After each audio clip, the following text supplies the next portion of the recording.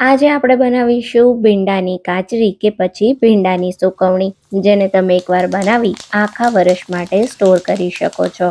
ભીંડાની બધી ચીકાશ દૂર કરી અને કાચરીને એક સિક્રેટ સામગ્રી ઉમેરીને બનાવીશું, જેનાથી આખા વર્ષ માટે કાચરી એકદમ કડક, આ રીતની ક્રિસ્પી, બિલકુલ કાળી ના પડે કે ના તો એમાં ફૂગ લાગે. કાચરીને બનાવતા સમયે શું ધ્યાન રાખવું અને સ્ટોર કરતા સમયે શું ધ્યાન રાખવું, એ બધું હું તમને આ વિડીયોમાં જણાવવાની છું. આ કાચરી ખીચડી શાક, દાળ ભાત કે પછી રોટલી શાક સાથે બહુ ટેસ્ટી લાગે છે.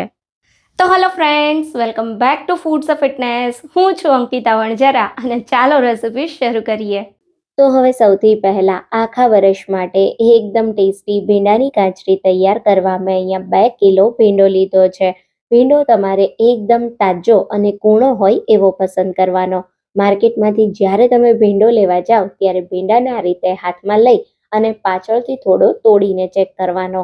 આસાનીથી ભીંડો તૂટી જાય મતલબ કે ભીંડો એકદમ સરસ કૂણો છે. સરસ મજાનો કૂણો અને તાજો ભીંડો લેશો તો એમાં બીનો ભાગ વધારે પડતો નહીં હોય અને આ ભીંડાની કાચરી એકદમ સરસ બને.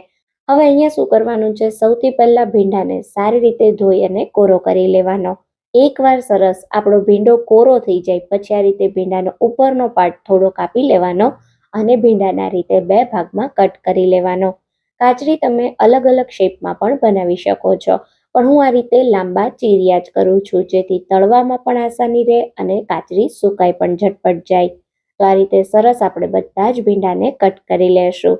હવે ભીંડા જે છે એ સ્વભાવે ચીકણા હોય છે, મતલબ ભીંડામાં થોડી ચીકાશ હોય છે.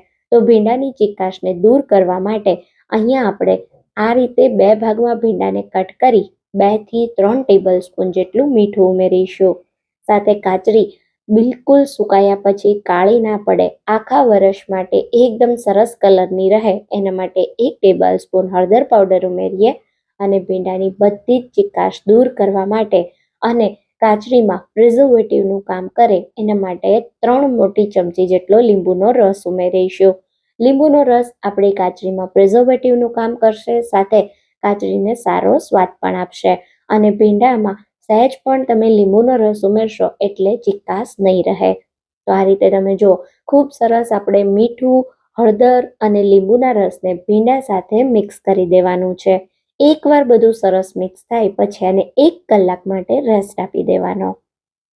તો અહીંયા મેં બધી જ વસ્તુ સારી રીતે મિક્સ કરી ભીંડાને 1 કલાક માટે રેસ્ટ આપી દીધો હતો અને હવે તમે જુઓ ભીંડા થોડા પહેલા કરતાં સોફ્ટ થઈ ગયા છે અને આ જે ભીંડા છે એમાં ખૂબ સારી રીતે હળદર અને મીઠું ચડી ગયા છે.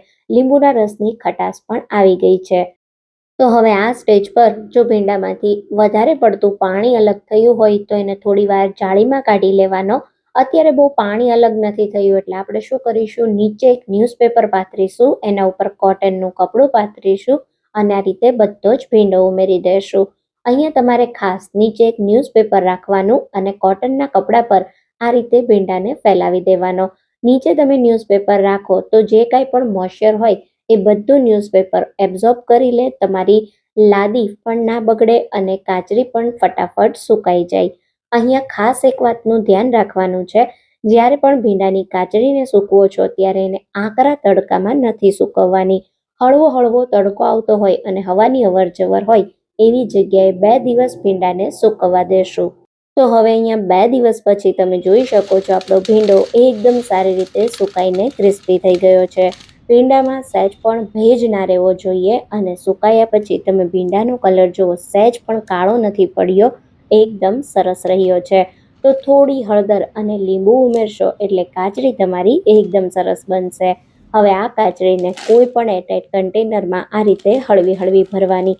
એકદમ કાચરીને દબાવીને નહીં ભરવાની, જેથી એમાં બિલકુલ ભેજ ના લાગે અને કાચરીને આ રીતે એકદમ એરટાઇટ કન્ટેનરમાં ભરી તમે 1 વર્ષ સુધી સ્ટોર કરી શકો છો. આ કાચરી જ્યારે તમે દાળ કે શાક વઘારતા હોય ત્યારે તેલને ગરમ કરી થોડી માત્રામાં અથવા તો તમારે જેટલી ખાવી હોય એટલી તમે ફ્રાય કરી શકો છો. હંમેશા કાચરીને તમારે મીડિયમ ગરમ તેલમાં તળવાની છે. જો કાચરીને વધુ પડતા ગરમ તેલમાં તળશો તો બળી જશે, એટલે ખાસ ધ્યાન રાખવાનું. કાચરીને ગરમ તેલમાં ઉમેરો પછી આ રીતે એને કન્ટિન્યુ ચલાવતા રહેવાનું. કાચરીને તળાતા બિલકુલ સમય નથી લાગતો. એકવાર કાચરી સરસ તળાઈ જાય એટલે આ રીતે તરત જ એને ગરમ તેલમાંથી કાઢી લેવાની. તો આ રીતે હજી હું તમને બીજી પણ કાચરી તળીને બતાવું. તો આ રીતે થોડી કાચરી ગરમ તેલમાં ઉમેરો. સારી રીતે તળાઈ ફૂલીને ઉપર આવે એટલે એને તેલમાંથી કાઢી લેવાની. ગરમ ગરમ કાચરી પર તમે જ્યારે થોડા મસાલા ઉમેરશો ને ત્યારે આ કાચરી ખાવાની ખૂબ જ મજા આવશે. તો અહીંયા તમારે કાચરીની ઉપર થોડું મીઠું, થોડો ચટપટા સ્વાદ માટે ચાટ મસાલો અને થોડું લાલ મરચું પાવડર સ્પ્રિંકલ કરીશું. આ કાચરી દાળ ભાત કે ખીચડી શાક સાથે તો બહુ ટેસ્ટી લાગે છે. જમવાનો સ્વાદ વધારે એવી એકદમ ટેસ્ટી ભીંડાની કાચરી બિલકુલ તૈયાર છે, જેને તમે એકવાર બનાવી આખું વરસ સ્ટોર કરી શકો છો. આ કાચરી બાળકોને પણ ખૂબ જ ભાવે છે.